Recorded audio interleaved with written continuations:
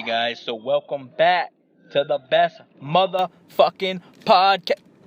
Not the best fucking podcast, but a pretty decent, really cool, decently structured podcast. How you guys doing? I hope everybody's doing well.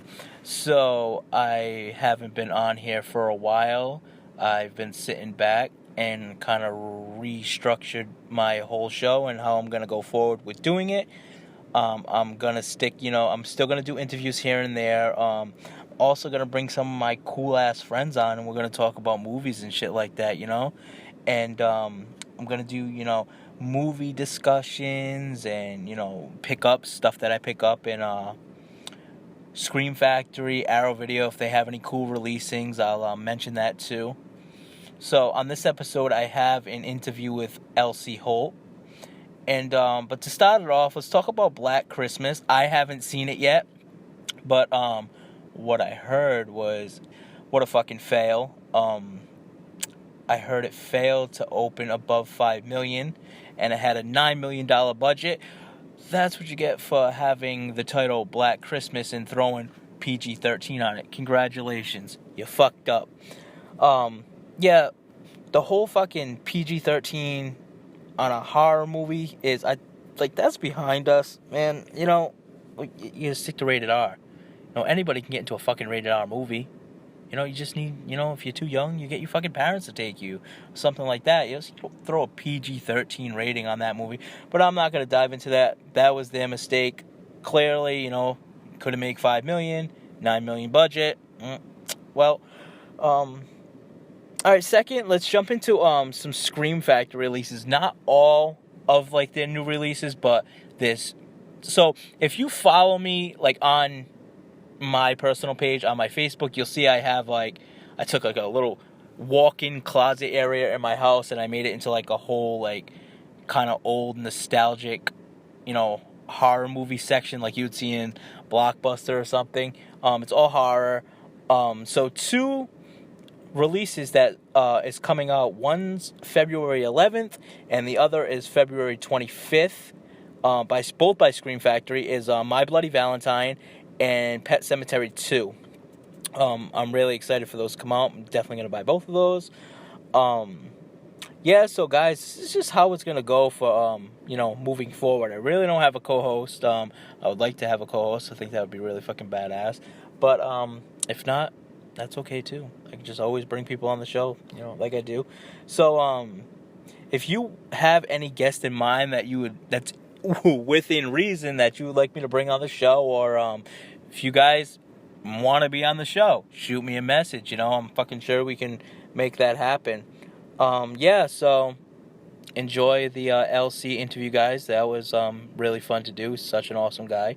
Again, I thank him so much for doing the interview with me, and so I hope you guys are excited for what I got, moving forward. Since we're at the end of the year anyway, it's, kind of safe I can mention some movies that were pretty kick-ass. I'm going to mention one was Candy Corn. If you haven't seen Candy Corn yet, you should definitely go see Candy Corn. It's such a fucking kick-ass movie. That movie is awesome. Pancho Moeller in Candy Corn deserves a fucking award or a little present. He gets something. That was just fucking fantastic. Absolutely. If you have Pancho in a movie with PJ Souls and fucking, you are just you got PJ Souls from the original Halloween, and you have fucking Pancho. He's been in some Rob Zombie films and whatnot, but he just outshines everybody that's in that movie, and it's really fantastic. Tony Todd's in there too. Also, he really outshines in that movie. Such a good job. Really, really, really good job of him. Yeah. So, and if you have it on Shudder, which everybody should have Shudder. I have a couple friends that don't have Shudder, and that's really weird. If you're a horror movie fan and you love horror movies, you gotta have Shudder, man. It's fucking $5 a month or something like that, and I even think for the last 2 months or something they were running some kind of deal. You gotta have Shudder, dude. Shudder kicks fucking ass. And if you don't have Shudder, you missed out on Creepshow, the series, which was fucking awesome. And not to talk about well, not to talk about. Let's not forget to talk about what just came out this week. Smoke and Mirrors, the Tom Savini documentary. Guys, that was absolutely fucking fantastic, breathtaking. I've watched it 4 times so far. It was really amazing. It was something you should definitely watch if you haven't watched it yet. It's real deep. He gets into a lot of different things that happened in his life, and I know, like, a couple years ago, a year or two ago, they released the Kane Harder documentary, which was really good too. I put the Savini one, like, side by side. It was just really, really, really good, really well done. I'm glad it came out. I was excited. I want to get his new book that he just released as well. But yeah, fucking enough of me, rambling on, chatting. So now you guys kind of have an idea how things are gonna go moving forward. So I hope you like the new structure of the show. It should be pretty fucking cool and entertaining, hopefully. Yeah, and enjoy the LC interview. Later, man. Hey guys, welcome back. On this half of the show, today I'm going to be interviewing LC Holt from Your Next 2011. LC, how's it going? It's going good, man. I'm glad to be talking to you. Hey, so let's take a further step back. Tell me how you got into acting in general. Well, let's see. I started acting actually, when I was a kid, I auditioned for movies, a few movies, and I did some small work as a teenager. And then after that, I did a lot of theater. Oh, nice. And as I was doing theater, a friend of mine's younger brother was going to make a film, his first feature film. And he came to this theater department where I was doing all these plays and auditioned me. And that guy was Adam Wingard. Nice. And that's how I worked with Adam on his first film, which was Homesick. Yep. And we've been working together off and on ever since. Nice. So how did you get the role for Your Next? Your Next, I had worked with Adam on several films by that time. We'd known each other for years. Yep. And I'd done some other films in the horror genre. And so Your Next, he just offered to me that role. He said, I had sort of quit acting for a short period of time after I had a bad experience on a different movie. Okay. Not a movie that he and I did together, a totally different thing. And so he was trying, I think, to kind of get me back into acting, into film. And so he said, we're doing this movie, You're Next, and there's a part, and I want you to play this part. And I was like, I think enough time had gone by, and I was ready to get back into it. And so I was like, great, yeah, send me the script, and he did. Were you, so when it was all said and done, were you really surprised by the outcome of Your Next, like how everything, came out to be? Well, it's one of those things where, when you make a movie, you can have a great experience making it, and the movie doesn't necessarily turn out well. Right. And I've had kind of the reverse happen as well, and I've also had bad experiences on movies that turned out badly. But on that particular movie, it was a great experience making Your Next. And then when I saw the movie, which I saw it in the screening room, because I did Your Next, and then after that, for the same production company, I did a movie called VHS 2. Oh, right on. And I was up there shooting VHS 2 in Los Angeles, actually in Culver City. So they took me into the screening room, and they had already completed Your Next, but it hadn't come out yet. And so I saw it kind of alone in the screening room, and I was really taken by how well Your Next came out. I was like, whoa, like it was even better than I thought it was going to be. Right. So that is one of those instances where the experience of making it was good, and also the film itself was good. So I know, like, being on set of a movie and everything can be, hectic at times, and there could be a lot of fun things at times too. Do you have a favorite? Do you have a favorite moment from being on set of Your Next? We had a pretty good time on Your Next. I mean, the thing people always ask me about is like, was it fun to flip the table and stuff like that? And the answer is yeah. It was fun to flip the table. It was fun doing because I did all the stunts in that movie. Everything that the lamb mask does is me doing it. And oh, really? I mean, yeah, because it was something where, like, there's a scene in the movie where Sharni jumps out a window. Yep. And obviously they're not going to let, Sharni jump out a window, so a stunt woman did that. If they had asked me to jump out a window, I'd have been more than happy to turn that over to somebody who's like a stunt person. But there was nothing in Your Next I didn't feel I felt like unsafe doing, so I just did everything. But I did enjoy the flipping the table. I mean, that was fun because it was a one take deal. You didn't want to do that twice, right? And so it was kind of. And Adam was operating the camera himself on that because he wanted to capture it in slow motion in a very certain kind of way. Right. And I think it might have been two cameras running on that. One what he was operating, and then the other one Andrew was. I'm not sure though. Okay. It's been a while, but yeah, I would say the table flip. That was pretty fun to shoot. So you were in the lamb mask in Your Next. So acting when you're like in any example. So when you're in the movie acting, is it difficult, wearing a mask compared to not having anything covering your face? In that movie, it was because the mask I could only see out of one eye. Oh, really? If you see in really close shots, the eye holes in that are very close together. Right. And my eyes aren't that close together. So I could only really see out of one eye at a time, which made it an extra challenge. The other guys, Simon Barrett, who is the writer and the producer, one of the producers on the film, yep. He played my brother in the movie. He could see out of his mask, and Lane Hughes could see out of his mask. But for some reason, I got the mask that had the eye holes you couldn't really see out of. So that was an added challenge. But, not to look ridiculous and still be sort of one-eyed was tough. Because you don't want to be stumbling around, like a drunk. Right. But, yeah, it was a challenge. But, you just deal with it the way you deal with anything else. You make it work. Right on. So now, is horror your favorite genre?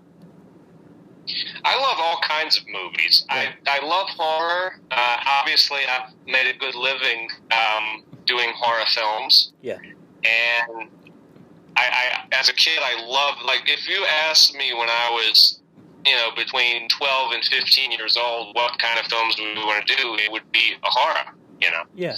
So in that way, it's kind of like living out a childhood fantasy, what I do.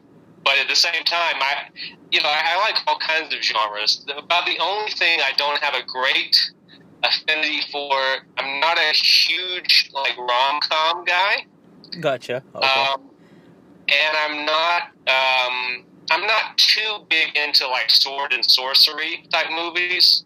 All right. I can watch Lord of the Rings, but I'm not really hugely into that kind of genre too much. Yeah, I belong to like the 1% of the world that's probably never seen a Star Wars movie. So. Yeah, Star Wars is one of those things. I've seen them in theaters, all of them, but I couldn't tell you like what Luke's cousin's name was. Some people know everything, and yeah, I don't know. I only know what I saw the first time I watched them, and I haven't seen them multiple times necessarily. So what would be like a dream role for you to be like? Which movie would if someone came up to you and was like, "Hey, LC, what's your dream role? What would your dream role for a film be?" I would like to play Orlok in Nosferatu. Oh, that's fantastic! That would be awesome. Yeah. I'm a huge Nosferatu fan. I think of all the roles ever, I think I was really born physically to play that role. I love that movie so much, and not a lot of people have seen that movie. I'm friends with a lot of horror fans, and a lot of people that I know haven't seen a lot of the classic horror movies, and I'm kind of I scratch my head. I'm like, why not? Those movies were awesome. It's what started everything. Oh man, Yeah, I mean, it's like anything else. You have to know the history of something. If you only go into what the newest and the coolest thing is, you're missing a lot of good stuff. Oh, definitely, yeah. And I think Nosferatu came out in 1922, right? Yeah. And Silent film. Max Schreck. yeah, Max Schreck. I heard a story, not too long ago that when they filmed that movie, it was in Germany. It was something like they wanted not to let the film come to the to the United States, but we ended up getting a copy of it anyway somehow, and like that's how everybody was able to see the movie. Like something happened, so it wasn't like supposed to come to us. And they were sort of playing around with rights issues too, because they were doing Dracula, only they didn't have the right to it. Right. So they were kind of like just changing the names and stuff. So that may have been part of it as well, in terms of like the legality. Because Murnau didn't have the right to use Dracula, so he just changed everybody's name, Right. But it's like his version of Dracula. Yeah. And a lot of people think, hey, Bela Lugosi's Dracula was the first Dracula. I'm like, no. Nosferatu, from what I recall, is the first vampire film. There might be one before that, but I'm not 100% sure. Yeah, I mean, Nosferatu is definitely the first real adaptation of Dracula that survived, probably ever. Even though they don't call him Dracula, I mean, it's Dracula, Yeah. They just call him Orlok. Yeah, Orlok, right. Count Orlok. Yeah, it's a fantastic movie. I love it. I own it on Blu-ray. Such a good one. It's one of my favorite, classic horror movies. Yeah, it's definitely, I think, one every horror fan should watch that. There are any number of others, but you definitely should watch Nosferatu.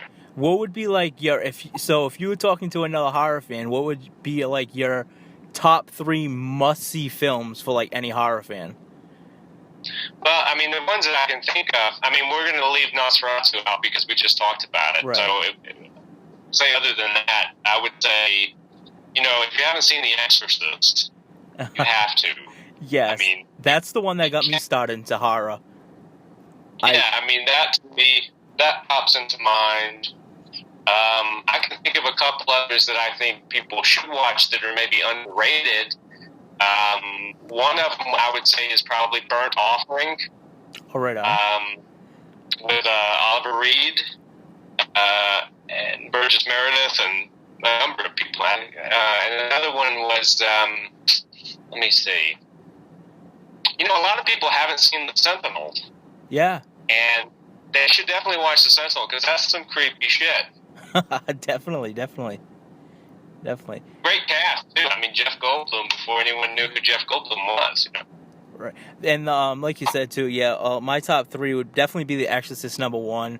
And a lot, making a list, probably a lot of people would be like, Friday the 13th, Nightmare on Elm Street, and, Halloween's. But I'm like, there's, a lot, I would, insist someone sees before that. Because there's a lot that leads up to that movie. Yeah, great. You've seen, Halloween, you've seen the Nightmare on Elm Street, but, have you seen, what came before that and, what led up into that? Right. Well, yeah, it's one of those things where, if you've seen Halloween and you haven't seen Black Christmas, I mean, the original, then you probably should because that's, basically kind of where Halloween came from. Right. And there was, I know history between the two directors, and which led up to John Carpenter writing Halloween. Yeah. So it started off in Black Christmas is a fantastic movie. Oh, yeah. So, because nowadays you shouldn't have to say it, but you have to say the original. Yeah. Yes. Twice. You have to say the original because there's 2 remakes, and the new one, which I heard bombed. I haven't seen it in theaters yet, so I don't know how it is personally, but I heard it didn't do well. Yeah, after I watched the one where he has jaundice and everything, and it's just I have no desire to see another Black Christmas. I'm good. That was going to bring me to my thing. I was going to ask you how you feel about remakes. And, I just think some movies should not be remade. There should be a law. You know what I mean? No one ever needed to remake Black Christmas. You never needed to touch that movie. Yes, and I agree, and I have to be careful because sometimes I'll get in trouble because I have friends who are actors who are in remakes, and and look, I'm kind of signed on to something that might be considered a remake right now. That said, I don't think everything needs to be remade. Correct. I think that's probably my most diplomatic answer without being too specific and getting myself in trouble. So there is 2 movies that they announced that they're remaking, and I'm really nervous about because I'm really huge fans of them. And one is Pumpkinhead, and the other is Salem's Lot. Oh, okay, good, because neither one of those I'm going to be in, so I'll talk about that. So when I was little, and I grew up on horror movies, and my first movie I seen was The Exorcist, but other than that, before like seeing all the Halloween stuff, I seen the Pumpkinhead movies. So those are like, some of my top favorite horror movies, and I heard they were remaking it, and like kind of automatically just like got like the worst feeling in my stomach about it. Like, without seeing anything or being too like judgmental, because it could be good, I just don't want it to get like ruined. You know what I mean? Yeah. I mean, Pumpkinhead, I just don't see the point really in remaking that. At least I'm not alone. I don't see the point in remaking that either. I don't get that one. Just leave it alone. Lance Henriksen was great. Stan Winston did a great job. Yes. Don't get that one. Yeah, and which brings me to the thing too is, how did you feel about how they rated Black Christmas? How do you mean the old one? No, the one that just came out. They rated it PG-13. Oh, I see what you mean. Well, it kind of goes back to, it reminds me of the early 2000s when all horror movies were PG-13. Yeah. It's kind of weird because you think of a horror film and you go, well, this is your one chance to really go, balls to the wall on stuff and do things other movies wouldn't have the guts to do, so to speak. So why not do it? I know they want to try and get younger audiences in. Right. Sometimes in doing that, you alienate, like real horror fans. They don't want to go and watch a toned-down version. Of course, nowadays you can get away with a lot more in PG-13 than you used to. Right. So I haven't seen Black Christmas, so I don't know how much they got away with in that. Yeah. It may be more explicit than what I would think, but it's probably pretty tame. Yeah, so I understand that too, that they wanted to reach out to, a new audience, but a younger audience. But, if you see a movie, like if you're a younger kid and you're just getting into horror movies and you go and see a PG-13 Black Christmas and you're totally new to the genre, so you're like, oh, hey, it wasn't that bad, but you've never seen the original. Now you're so intrigued to go see the original, right? And it's a totally different film. It's like a very violent and, explicit, crazy movie.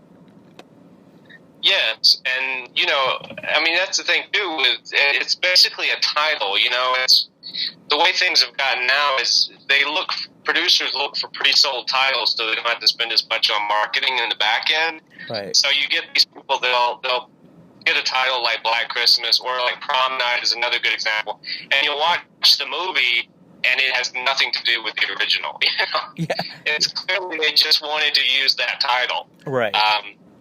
From what I understand, this Black Christmas film, again, I haven't seen it. It looks like it's a title-only remake. I don't think it has anything to do with the actual, really, other than the fact it's on Christmas. Right. And like I said, so that's how I feel about remakes. But like, sometimes they hit them out the park. It's either like, so from what I've seen of remakes, is either they hit it out the park and they nail it, or they completely drop the ball and fuck it up. Yeah, that seems to be like the thing. And you were talking about the PG-13 as well. I thought we were over the PG-13 horror movies. After you made a movie like Logan that was a comic book movie essentially, and it's R-rated, yeah, and it made a ton of money, you kind of, and it's really good. After that, you go, well, why do you even bother with the PG-13? You can do anything that's R-rated as long as it's good. Right. So when, even like you said, even if they just used it for the title, using a title, Black Christmas, and throwing a PG-13 rating on it is a complete head scratcher. It makes no sense. Yeah, I mean, unless it's just, I don't know, man. I don't understand it either. Because the actors and the characters aren't young. I mean, they're not that young. They're Right. not like 15-year-olds. So I don't know why you would want to get a younger audience in there at this point. It just seems a little odd. Because the audience that you would want, I would think college-age people, even high school students, would be able to get into an R-rated movie anyway. Yeah, sure. I was seeing R-rated movies way before I was of age to go see an R-rated movie. Oh, sure. You know, if your parents were anything like mine, I would just say, well, I want to go see this movie, and they would take me. Right. And the thing Well, is, the thing is too, the only movie that I've seen recently that was horror, that was PG-13, and I thought was really good, was Scary Stories. Oh, yeah, that's a good, yeah. Well, that worked as a PG-13. I understood that. Yeah, me too. Yeah. I it was a book addressed to children, so to throw a PG-13 rating on that is a double thumbs up. That's totally fine, and it was a great movie. I thought everything about that movie was good. Yeah, that has good pedigree too. There's some great filmmakers behind that one. Yeah, I was seeing how the movie ended too, so I was always curious if they were going to do a part 2 to that. It kind of ended like that, but you never know. You never know. Yeah, and it made enough money, I'm sure, you know, so I wouldn't be surprised. Yeah, I mean, I'd be all for it if they did it. Oh yeah, absolutely. They would make a ton, I'm sure. So, back to you. Do you have any new projects you're working on? Yeah, I have a film I'm doing in the spring called Butcher's Bluff, which is a horror film. Nice. I have a couple other films. It's probably a little too early to talk about. I kind of mentioned one of them earlier, but I don't know if I can. It might be too early to talk about specifics. But I do have a book of horror short stories that I wrote that's now available to buy on Amazon. Oh, right. Because I'm also a writer, and it's called Grimoire. And it's available to buy in ebook and paperback form on Amazon right now. Oh, right on. So For those of you who like to read scary stories. So to wrap up the interview, not this year, we're almost done with this year, but next year, do you have anything convention-wise lined up, or?